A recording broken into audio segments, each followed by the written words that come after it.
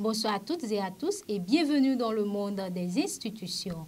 De nouvelles directives élaborées par l'Organisation mondiale du tourisme des Nations unies, OMT, en coopération avec l'UNESCO, décrivent comment les acteurs du tourisme et de la culture peuvent travailler ensemble pour soutenir la reprise inclusive du tourisme culturel, alors que les pays du monde entier réagissent à la pandémie du Covid-19.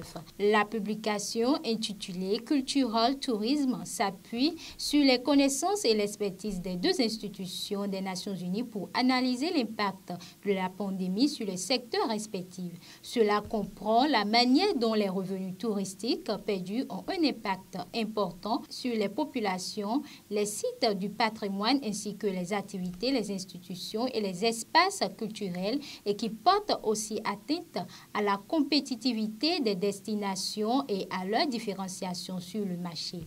La publication des directives intervient dans le contexte de l'année internationale de l'économie créative au service du développement durable 2021, une initiative des Nations unies destinée à montrer comment la culture et la créativité, y compris le tourisme culturel, peuvent contribuer à faire progresser les objectifs du développement durable.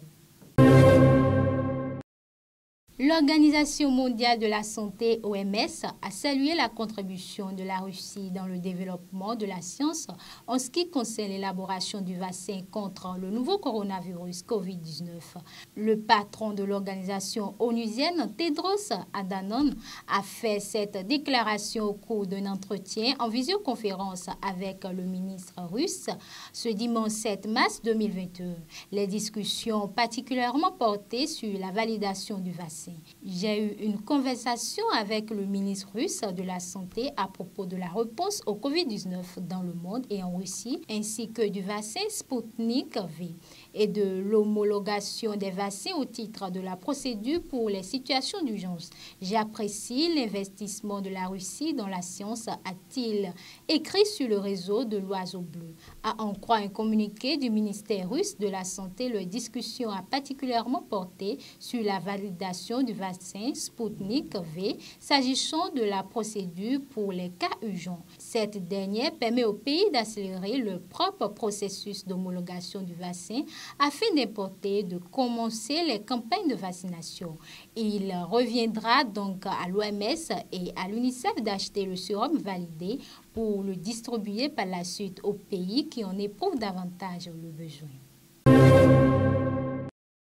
Ensuite, la déclaration de l'administrateur du programme des Nations unies pour le développement PNUD à l'occasion de la Journée internationale des femmes 2021.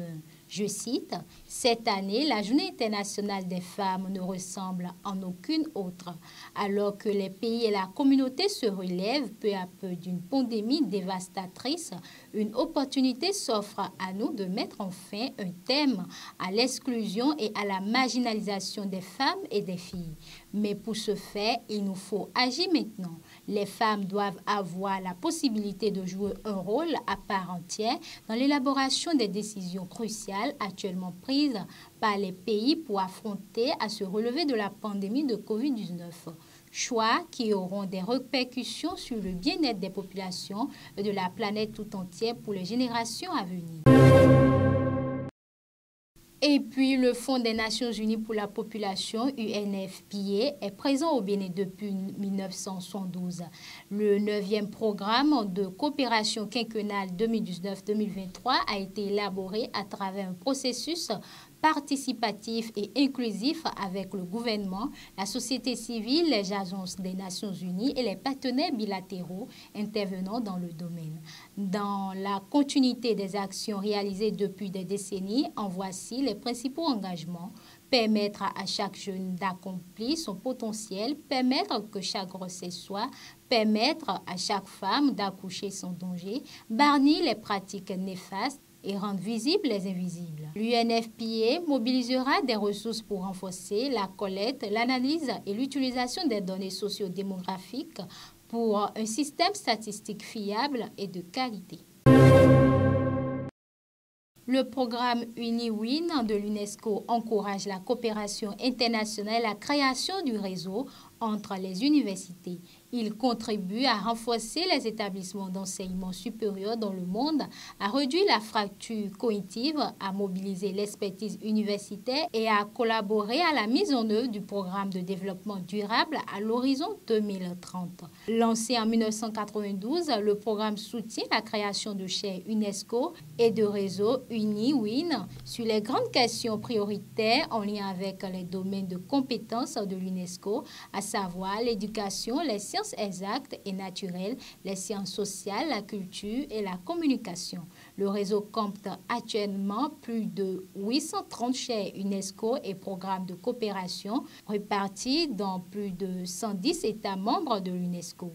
La plateforme en ligne UNIWIN est un outil de mise en réseau qui donne accès à des informations sur la présence du programme au niveau national, régional ou mondial par thème et par domaine d'action prioritaire.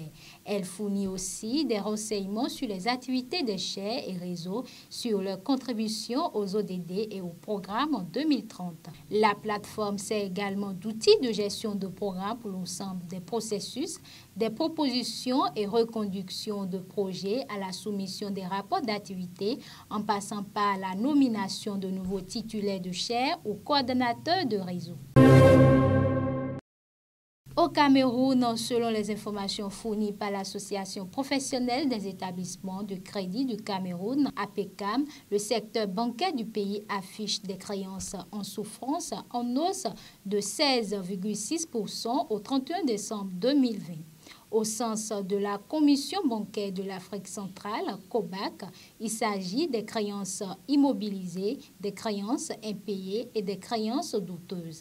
Le pourcentage du taux de progression des créances en souffrance du secteur bancaire camerounais est pratiquement le même que celui affiché en juillet 2020 par la Banque centrale, soit un montant brut environ 618 milliards de francs CFA. D'après l'APECAM, cette hausse s'explique par un contexte de crise, d'incertitude ambiante et de choc macro-financier ayant accru les vulnérabilités des agents économiques et les difficultés des emprunteurs. Mesdames et messieurs, ainsi s'achève le monde des institutions. Merci de l'avoir suivi et très bonne soirée à vous.